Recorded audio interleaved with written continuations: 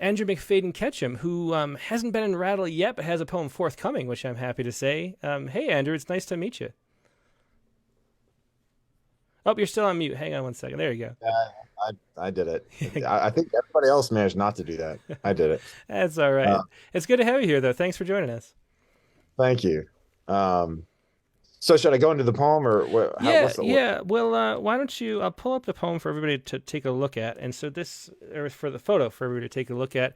This is the photo that you were assigned to write about, and this is um, what's it? Reichsfuhrer SS Heinrich Himmler smokes a cigar outside on the grass with Reinhard Heydrich and two other officers during a trip to Estonia in 1941.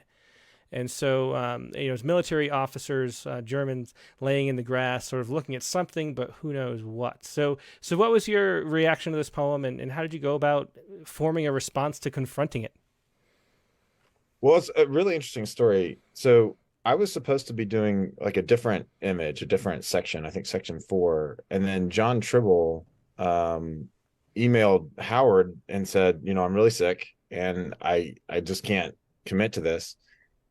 And I don't know how. I guess Howard knew that I was one of John's friends, students from the past, and so they sent it to me, and that it became mine. And of course, John died a few years later. Very sad. We all miss him. But so yeah, so it sort of I went from one subject which I felt was a little easier to a really really hard one, which was of course the sort of violent part. Mm-hmm. Uh, and you know, I struggled with it. I all I really remember is being like, I'm saying yes to help out John and to help out the project, but and I'm really relieved that everybody else sort of had a similar difficulty with this because I kind of felt like I was the only one, but that's kind of a dumb thing to think thinking about it. I didn't realize it was hard on everybody. So it's nice to hear that from everyone. And then one day I woke up and there it was. And it's when I finished it, it scared me and disturbed me. It's also nice to hear that everybody else sort of had that experience. So um, Yeah, and the poem, the photograph focuses on, it's everybody sitting around looking at whatever is off camera, but then Himmler does have a cigar, and so that's the item that you focused on.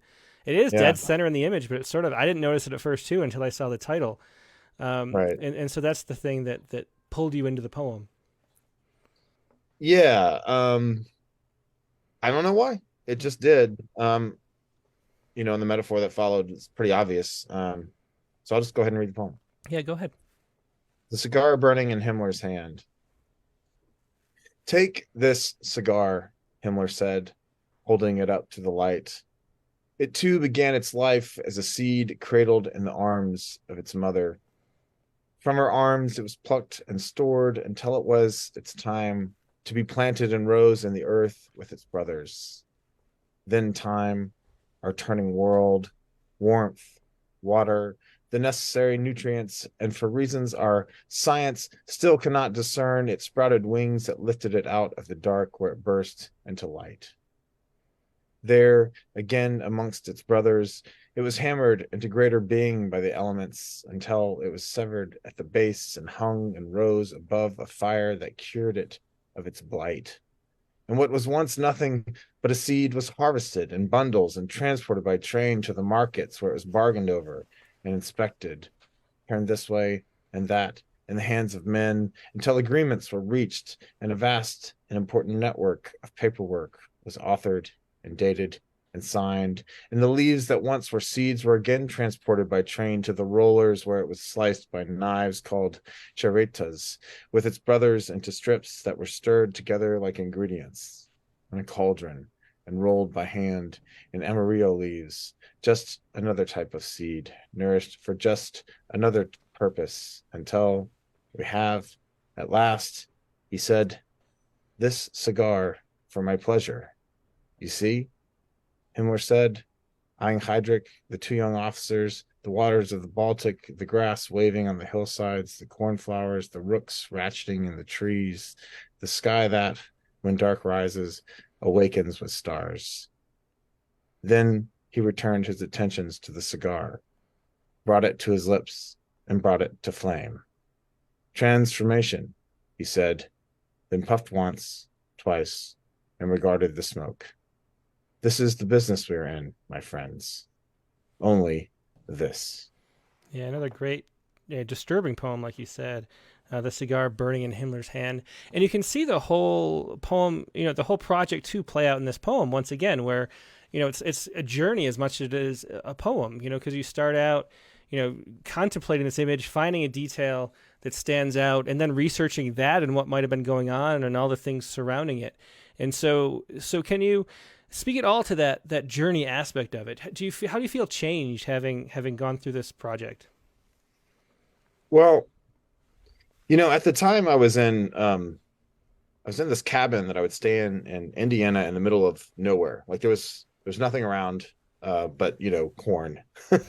That's why I was there, to be only amongst corn. And my future wife came to visit me, and I'm fairly certain that she at that point was educating me about indigenous history. She's Indie, her kids are Indie and Inupiaq, and my kids now, we're married and I'm stepdad. And Hitler, I don't know exactly how to phrase this. She'd be much better at this. But so Hitler sort of read about the Holocaust of indigenous peoples here and the very concept of it, and then the way it was done. He modeled much of what he did in Germany and Europe off of that. And so I think what happened was that she was educating me about this. I'm sure I was telling her about this project, right? And it all sort of merged in my head. And then there's also that, like, y'all would do so much better a job of explaining this part of it, but like the sort of Nazi, like, mystical nonsense thing that they were Mm-hmm. into.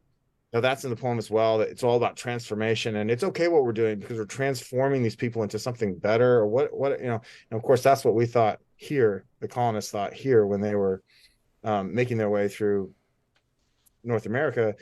Yeah, as as a white man who's not Jewish, has no, I mean, I have some Jewish friends, but not a whole lot of a connection. I don't, I've been educated about the Holocaust my entire life, but those connections, for them to be made and for the book to help me make those connections, yeah, it's kind of like, thanks a lot, Howard. Like I feel really great about that. Like to sort of understand that history, but of course it's important to understand it. And so yeah, to for this book to be coming out and to look at these poems so many years later, it's pretty astonishing. Mm-hmm.